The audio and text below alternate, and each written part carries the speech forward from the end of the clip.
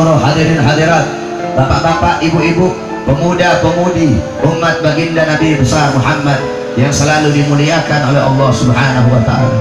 Alhamdulillah, kalian duduk di majelis ini untuk mengenang satu kejadian yang luar biasa, untuk mengenang satu peristiwa yang agung, untuk mengenang satu perjumpaan yang dimana tidak ada perjumpaan yang lebih mulia dari awal sampai akhir zaman selain perjumpaan tersebut, yaitu perjumpaan Nabi Muhammad dengan Azizul Wahhab bila hijab, perjumpaan Nabi dengan Allah tanpa setitik pun penghalang yang kita kenal dengan Isra wal Mi'raj, yang dimana Isra wal Mi'raj, inti daripada Isra wal Mi'raj yaitu Nabi Muhammad menerima satu perintah yang mulia, satu perintah yang agung, satu perintah yang luar biasa, satu perintah yang utama. Ketika Allah memerintahkan perintah-perintah yang lain cukup melalui Al-Quran. Allah perintahkan zakat, Allah perintahkan jihad, cukup melalui Al-Quran.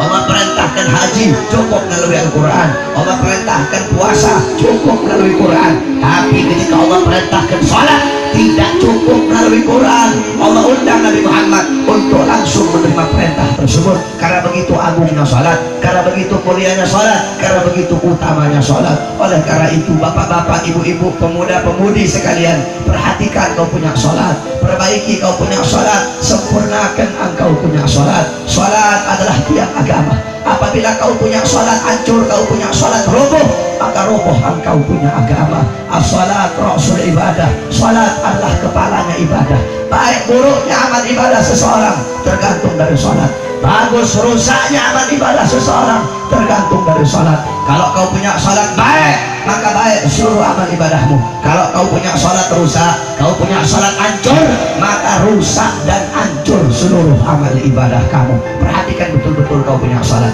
Al-Imam Al-Habib Umar ibn Abdurrahman Al-Attas, beliau ketika anaknya wafat, datang orang-orang kumpul takziah di rumah beliau. Apa kata beliau? Sungguh bagi kalian musibah agama adalah musibah yang enteng. Tahukah kalian, bagiku terlambat sholat jamaah lebih musibah daripada kematian anak-anakku. Terlambat sholat musibah agama, sedangkan kematian anakku adalah musibah dunia. Bagiku terlambat sholat lebih musibah daripada kematian anakku. Kenapa? Karena kematian anakku adalah musibah dunia, sedangkan terlambat sholat adalah musibah agama. Kalau terlambat sholat saja musibah agama, bagaimana kalau kita meninggalkan sholat 5 waktu dengan sengaja?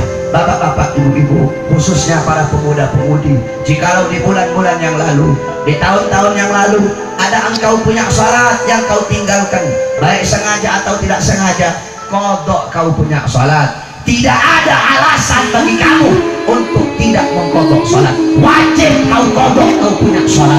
Jangankan kita yang meninggalkan sholat gara-gara urusan dunia. Kamu tahu, dulu di Jeddah ada seorang wali besar, ulama besar, namanya Al-Habib Ahmad As-Segaf. Ketika beliau sholat subuh, tasyahud terakhir itu beliau fana. Fana itu lupa keadaan sekitar, jadi lupa segala-galanya. Jadi tetap duduk tasyahud gitu, nggak salam-salam. Fana, saking khusyuk, saking nikmat berhadapan dengan Allah. Jadi tetap duduk begini aja, nggak salam-salam beliau. Tahu berapa lama? 40 hari. 40 hari duduk begini, nggak salam-salam. Saking khusyuk, saking nikmat berhubungan dengan Allah SWT. Udah lewat 40 hari, baru beliau kaget. Astagfirullah, assalamualaikum warahmatullah, assalamualaikum warahmatullah. Beliau lihat udah pagi. Beliau nanya sama anaknya, ya Abdul Qadir, udah masuk waktu duha ya? Kok udah timbul matahari? Kata anaknya, abah, bukan masuk waktu duha lagi abah, udah 40 hari abah. Astagfirullah. Akhirnya apa? Beliau qadha salat-salat yang tertinggal selama 40 hari tersebut.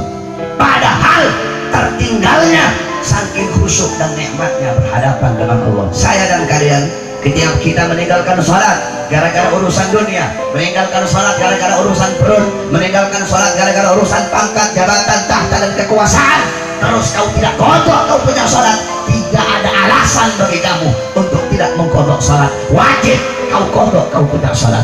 Bapak-bapak, ibu-ibu sekalian yang dimuliakan oleh Allah Subhanahu wa ta'ala, sholat meninggalkan sholat, mereka adalah hewan-hewan yang tidak dihormati. Hayawan khairul muhtaram, hewan yang tidak dihormati. Siapapun mereka yang meninggalkan sholat, mereka adalah hewan yang tidak dihormati. Kamu tahu babi? Babi itu babi bilang, ana syarrad dabbah, saya binatang paling buruk, saya binatang paling hancur, saya binatang paling rusak, saya binatang paling kotor. Babi makan kotorannya sendiri. Bapak babi kawin sama anak babi perempuan, ibu babi kawin sama anak babi laki-laki. Paling bangsatnya binatang itu babi.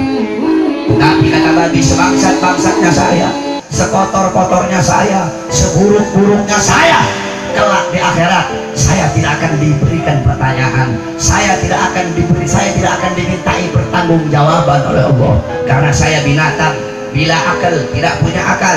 Awaluhut turab wa akhiruhut turab, awalnya tanah, kembali kepada tanah. Sorga tidak, neraka juga tidak. Allah nggak nanya, hei babi, sudahkah kamu sholat? Hei babi, sudahkah kamu puasa? Hei babi, sudahkah kamu zakat? Hei babi, kenapa kamu melacur? Hei babi, kenapa kamu berzina? Hei babi, kenapa kamu mabok-mabokan? Hei babi, kenapa kamu mencuri? Hei babi, kenapa kamu narkoba? Allah tidak tanya seperti itu, karena mereka hanyalah binatang. Awalnya tanah, kembali kepada tanah. Sorga tidak, neraka juga tidak. Apa kata babi? Saya masih lebih mulia daripada orang-orang yang meninggalkan sholat 5 waktu dengan sengaja. Kenapa? Karena orang-orang yang meninggalkan sholat 5 waktu dengan sengaja, mereka adalah orang-orang yang nanti bakal pertama kali dihisab, pertama kali dimintai pertanggungjawaban oleh Allah Subhanahu wa Ta'ala. Saya tanya sama kamu semua dari sini, berarti orang-orang yang meninggalkan sholat 5 waktu siapa berarti? Siapa? Bukan babi, lebih babi dari babi. Bukan babi, salah, lebih babi dari babi. Berarti kalau ibu-ibu punya suami nggak sholat, suaminya apa berarti? Yang kenceng jangan takut, berarti suaminya apa?